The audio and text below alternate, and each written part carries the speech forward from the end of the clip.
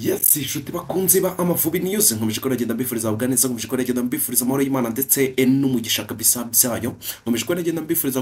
guhirwa ndetse nkomeje ko nagenda mbifuriza gukomeza kugira icyumweru cyiza ubuzima bwiza ndetse we no kuba kabisa mwakomeza kugenda mugubwa neza cyane Banyarwandakazi rero ndabibutsa yuko iyi ni yacano yanyu yacano ya mbere ku isize muzi kugeza mu kuvuga mu kipe y'u Rwanda Amavubi ubwo rero nibusuye aribwo bwa mbere usuyicano icyo nakumenyesha cyo ni kimwe nuko ugomba guhita ukora subscribe kuko ni ingenzi cyane kandi ibirihutirwa pe itukora kuri subscribe kugira ngo ube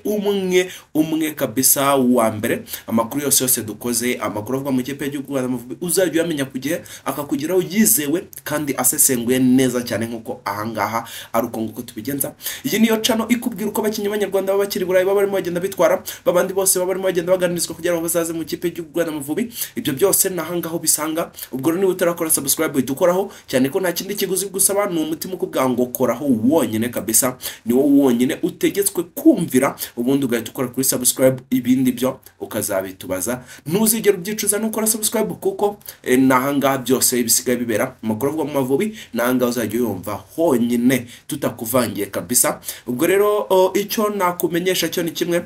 gahunda ni yayindi kabisa nukomeza tubageza amakuru avuga mu kipe y'igihugu Rwanda Amavubi kuri aka kanya tugiye kubabwira ku munyezamu w'ikipe y'u Rwanda Amavubi bita Maxime Wensenzi umuzamu wa kabiri w'ikipe y'u Rwanda Amavubi ariko umaze igihe ugiye kumara sezo yose nta kipe afite ese umunyezamu bye bimeze bite ese agiye kwerekeza muri ekipe muri yisama cyangwa se nta nindi kipe iri kumushaka ibyo byose nibyo tugiye kuba twagenda tuganira ariko icyo nababwira cyo nuko muri buze kuryoherwa ubwo rero bimwe nababwiraga muri comment kabisa muze mwandike tuganire kabisa ndetse n'abandi bakinyi mwifuza ko twazababwiraho muri comment niho byabera kuko n'uyu Maxime Wensenzi uwamutubajije kabisa bamutubarije muri comment y'ikiganiro giheruka ubwo rero twahisemo kuba twamubazanira muri iki kiganiro tugiye gukora kuri aka kanya ubwo rero nawe kabisa ufite umukinnyi wese wifuza w'umunyarwanda cyangwa se utekereza ko ari umunyarwanda ubwo rero waza kabisa ukagenda ubitubwiraho gatanu kandi ubundi ibintu bikagenda neza cyane Banyarwandakazi rero tugiye ko twenda tugana kuri Maxime Wensenzi ubwo rero subscribe like comment ubundi duhita twinjira dutya Maxime Nathan Wensenzi ayo ni amazina ye yose kabisa yitwa Maxime Nathan Wensenzi umunyezamu w'imyaka 23 wavukiye Acre mu gihugu cy'Ububiligi ku wa 17 ugushyingo mu mwaka wa 2001 afite uburebure bwa metero imwe na santimetero 91 ni muremure ku buryo buhagije kabisa hafi metero 2 afite ubwene gihugu bw'u Rwanda ndetse n'Ububiligi akaba yarahisemo gukinira Amavubi ese amateka ye avuga iki mu mwaka wa 2018 kujya 2020 yasinye amasezerano ye ya mbere nk'uwabigize umwuga mu kipe yitwa Sainte Truides Vivi kabisa yari mu gihugu cy'Ububiligi mu mwaka wa 2020 kujya mu mwaka wa 2022 yerekeje mu kipe yitwa Kive Mechelen niyo yaje kwagenda yerekezamo aho yakiniye ikipe y'abato yayo kabisa mu mwaka wa 2023-2024 yasinye amasezerano y'umwaka kabisa mu mwaka wa 2023 kujya 2024 yasinye amasezerano y'umwaka umwe mu kipe ya Union Saint-Gilloise yo mu cyiciro cya mbere mu Bubiligi ikipe isanzwe y'ubukombe kabisa itwara n'ibikombe nabwo yaje no kubaza mu Mavubi ubwo yari ari muri ikipe ya Union Saint-Gilloise akinira cyane ikipe y'abato aho yakinye imikino 8 nta gitego na kimwe yigeze yinjizwa mu mikino mpuzamahanga rero uyu munyezamu Maxime Wensenzi yahamagaye bwa mbere mu Mavubi mu kipe y'igihugu Amavubi mu gushyingo mu mwaka wa 2023 mu mikino yo gushaka tike y'igikombe cy'isi cya 2026 yakoze imyitozo ariko ntiyakina yaje gukina umukino we wa mbere ku wa 25 Werurwe mwaka wa 2024 mu mikino wa gicuti Amavubi yaje kubagenda atsinda Madagascar ibitego 2-0 aho yitwaye neza cyane ntatsindwe igitego na kimwe kandi abantu bose bakabona ko nyine ari umunyezamu udasanzwe aribwo hari save yakoze kabisa na nubu ifoto ye kabisa iyo save muri kuyibona kuri screen aho yarasubikiranyije amaguru maze yakuramo umupira n'ukuboko kabisa yanyujije hagati y'amaguru ubona nyine n'umuzamu toje kabisa uzibya akora. Ku tariki rero kuwa 10 Nyakanga mu mwaka wa 2024 Union Saint-Gilloise yatangaje ko itazongera amasezerano ye bituma rero Maximo Wesenze abura ikipe kugeza ubu rero amakuru ugize avuga ko ari amakipe menshi atandukanye y'iburayi kabisa amwifuza ariko nta cyemezo arafata cy'ikipe azerekezamo ariko amakuru menshi aramwerekeza mu kipe yitwa Genk aramwerekeza kabisa mu kipe yitwa Genk mu kipe ya Genk kabisa. Ese Genk uyu musore agiye kwerekezamo ni ikipe imeze kabisa. Reka tube twagenda twinjira no muri ikipe ya Genk kugira ngo mwumve ubukaka bw'ikipe ya Genk uyu musore agiye kwerekezamo kuko iyi ni ikipe yazamuye abakinyi benshi badasanzwe kabisa. Ikipe ya Genk yitwa KLC Genk, imwe mu makipe akomeye y'umupira w'amaguru hariya mu gihugu cy'Ububiligi, izwi cyane kubera politike yayo yo gutoza no kuzamura impano z'abana bato kabisa, nubwo idakunze guhaha abakinyi hanze cyangwa se bahenze cyane, ariko Genk yagiye ibasha gutsindira cyangwa se gutwara ibikombe bitandukanye no gutanga abakinyi mu makipe akomeye kwisi. Iyi kipe rero yashinzwe ryari? Genk yashinzwe ku tariki ya 1 Kamena mu 1988 ivuye ku ihuzwa ry'amakipe abiri yari akomeye mu mujyi wa Genk n'ubundi bahuje ikipe yitwa Winterslager ndetse n'ikipe yitwa Chitol. Nayo makipe baje ko bagenda bahuza rero ihuriro ry'ayo makipe ryahaye isura nshya ikipe yitwa Krijke Racing Club Genk, ariyo nyine Genk ubu ngubu izwi ku zina rya Genk kabisa. Iyi kipe rero ikaba ikaba ifite icyicaro kabisa mu burasirazuba bw'Ububiligi mu mujyi wa Genk n'ubundi bakirira imikino yabo kuri stade yitwa Chegeka Arena kabisa.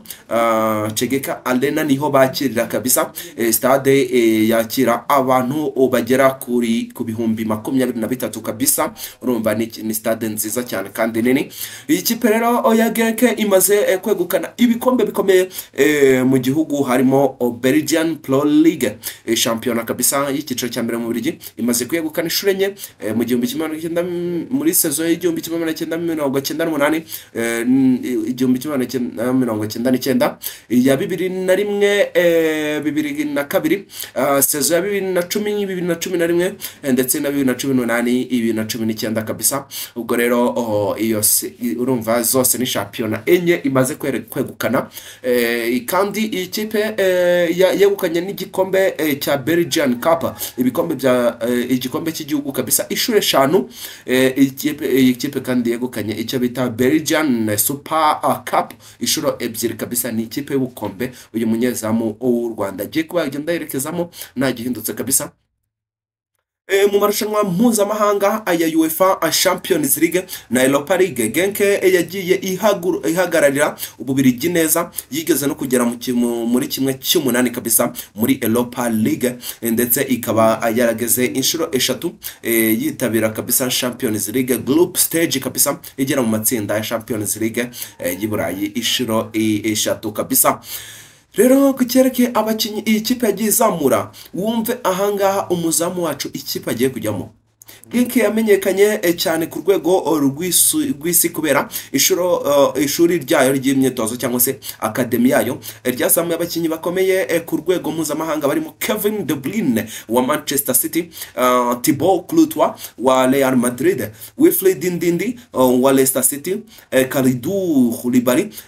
muramuzi cyane kabisa, ubu ngubu yagiye mu Barabu ariko ni umunyasenegal ukomeye cyane, Leandro Trossard wa Arsenal kabisa, kabisa abo n'abakinyi bagiye bazamurwa n'ikipe. Rero aba bose kabisa n'abakinyi bagiye bazamurwa n'ikipe ya Genk mbere yuko berekeza mu makipe akomeye i Burayi. Kandi umwihariko y'ikipe ya Genk ifite umwihariko mu kubaka ikipe y'igihe kirekire ishingiye ku baturage cyangwa abakinyi bato bafite impano, aho guhora igura abakinyi bahenze ntabwo nyine ikunda kubagura, ahubwo yubaka abakinyi bakiri bato ibubakamo nyine igihe kirekire ubundi ikabubakiraho. Ifite network y'abashaka impano kabisa, ifite network y'abashaka impano abo bita aba scout ikorera rero muri Afrika, Amerika y'Epfo no mu Burayi kabisa, no mu Burayi. Rero urumva ko ifite uburyo bwinshi kabisa ishakamo abakinyi. Ikipe ya Genk rero ni urugero rwiza rw'uburyo ikipe ishobora gutsinda no kuba mpuzamahanga idashoye amafaranga menshi, aho ahubwo ishobora kuzamura impano nubwo atariyo nkuru mu makipe ya rutura nyine mu Burayi bwose y'amakipe nyine akomeye. Ariko Genk urumva ko igira nyine igitekerezo cyiza kabisa, ikomeza kuba yagenda izamura abakinyi beza kabisa, beza benshi. Ubwo rero uyu musore Maxime Wessens ngiye ikipe agiye kubagenda yerekezamo kabisa yitwa Genk. Urumva ko ni ikipe ikomeye cyane, Maxime Wessens ubwo aheruka kuba yabazwa nyine ku hazaza mu Mavubi, cyane ko benshi mwamutegereje ese mu Mavubi ho bimeze bite. Maxime Wessens avuga ko yavuze ko hazaza mu Mavubi cyangwa se mu kipe y'igihugu y'u Rwanda Mavubi, yaje kubavuga ko hazaterwa n'amahitamo y'umutoza. Yemeza ko we na Fiacre Ntwari ndetse yewe n'undi munyezamu wari wese nka Buhake Clement cyangwa se umunyezamu Ishimwe Pierre, bose ari abanyezamu beza, bityo rero umutoza ari we uzajya ajya muzamu kabisa. Ubwo rero ngayo amagambo uyu musore yaje kubagenda atangaza. Ariko nubwo Maxime Wessens atarafite ikipe muri iyi minsi, ariko ubushobozi bwe n'ubunararibonye afite ku rwego mpuzamahanga kabisa bituma akomeza kuba umukinyi wifuzwa n'amakipe atandukanye nk'uko nababwiye, harimo na Genk, ariko n'ubundi hari n'amandi makipe kabisa menshi cyane akomeje kuba yagenda amwifuza. Abakunzi rero mu mupira w'amaguru mu Rwanda bakomeje kumushyigikira, birumvikana bakomeje kumushyigikira kandi bategereje kureba aho azerekeza mu gihe kiri imbere kabisa, cyane ko iyi sama yavuze ko nyine azaba yajoininga indi kipe. Ariko ubuhanga bwe bwo ntibuvogerwa kandi ntibukemangwaho, kuko ejo bundi mwaramubonye mu Mavubi ubwo u Rwanda rwakinaga na Lesotho ndetse na Nigeria, yari ahari yahamagawe kandi niwe muzamu wari wicaye kuri bande touche nk'umunyezamu wa kabiri inyuma ya Ntwari Fiacre, mu gihe hari Ishimwe Pierre, mu gihe hari Buhake Clement ukina muri Norvège. Ariko aba bose uyu musore yari nimero 2 kuri bo, bivuze ngo ujyaje n'undi ameze neza ari mu bihe bye. Ubwo rero twiteze ko tuzamubona ejo mu mikino u Rwanda ruzakinamo na Algeria ndetse na Qatar kabisa. Ndabibutsa yuko mwamenye yuko Algeria ariyo u Rwanda ruzakina nayo, ariko na Qatar umukino wa gishuti urahari ku Rwanda na Qatar ndetse na Algeria muri kwezi kwa 7. Kandi inkuru nziza ku Mavubi nanone ku Banyarwanda nuko umuntu